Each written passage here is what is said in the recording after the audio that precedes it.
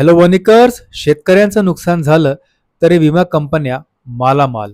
होय, यवतमाळ जिल्ह्यातील कापूस, सोयाबीन आणि तूर उत्पादक शेतकऱ्यांना पीक विम्यापासून वंचित ठेवणाऱ्या जाचक अटींवर आता मोठा संताप व्यक्त केला जातोय.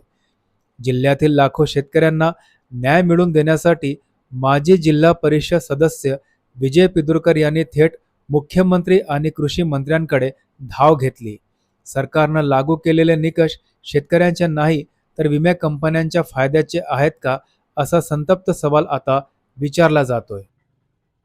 प्रधानमंत्री कृषी पीक विमा योजना हंगाम 2025-26 मध्ये यवतमाळ जिल्ह्यातील 3 लाखाच्या वर शेतकऱ्यांनी या ठिकाणी कापूस, सोयाबीन, तूर, ज्वारीचा विमा उतरवला.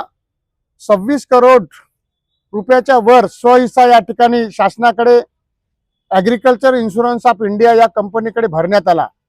अशा परिस्थितीमध्ये उंबरठा उत्पन्न अधिक तंत्रज्ञानावर आधारित 50% भारांकन या पद्धतीने विमा कंपनीच्या माध्यमातून यवतमाळ जिल्ह्यातल्या 101 मंडळात 110 मंडळातही विमा यावर्षी लागू न झाला.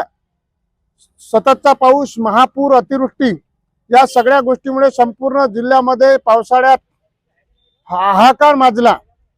शासनाने नैसर्गिक आपत्तीत अतिवृष्टीमध्ये भरपाई दिली, दुष्काळग्रस्त जिल्हा जाहीर केला, त्यामध्ये वणी तालुक्यासह यवतमाळ जिल्हा आहे. अशा परिस्थितीमध्ये 2025 मध्ये 24 जून 2025 मध्ये जो पीक विम्याच्या संदर्भात जुने 4 ट्रिगर बंद करून या ठिकाणी नवीन 2च ट्रिगर या ठिकाणी लावण्यात आले. उंबरठा उत्पन्न अधिक टेस्टॅक तंत्रज्ञानावर आधारित कार्यपद्धती, ही कार्यपद्धती अतिशय चुकी असून शेतकऱ्याला या ठिकाणी न्याय देऊ शकत नाही. कारण उंबरठा उत्पन्नात अनेक मंडळ हे नदीच्या काठावर आहेत.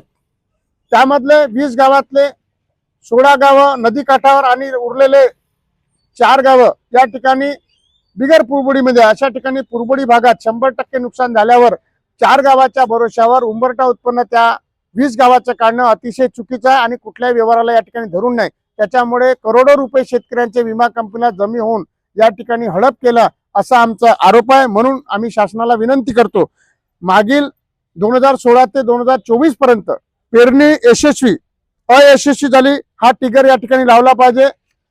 मध्य हंगामी प्रतिकूल परिस्थिती, स्थानिक नैसर्गिक आपत्ती, एखाद्या वेळी महापूर येतो, दुष्काळ होते किंवा सततचा पाऊस होते, काढणी पश्चात आणि या संदर्भात उंबरठा उत्पन्न करणे, स्थानिक हवामान बदल, अतिवृष्टी सह सलग नैसर्गिक आपत्ती विचार करावा.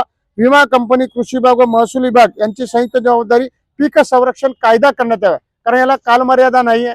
कारण 31 जानेवारी 2026 ही मागच्या हंगामात मुदत होती, परंतु या जिल्ह्याचे जिल्हाधिकारी आणि जिल्हा कृषी अधीक्षक यांनी शासन धोरणाची काटेकोर अंमलबजावणी न केल्यामुळे 3 लाखाच्या वर शेतकरी या ठिकाणी पीक विम्याच्या लाभापासून वंचित झाले. म्हणजे शेतकऱ्याच्या पैशावर जाणीवपूर्वक यांनी दिवसा ढवळ्या डल्ला मारलेला आहे, दरोडा टाकलेला आहे.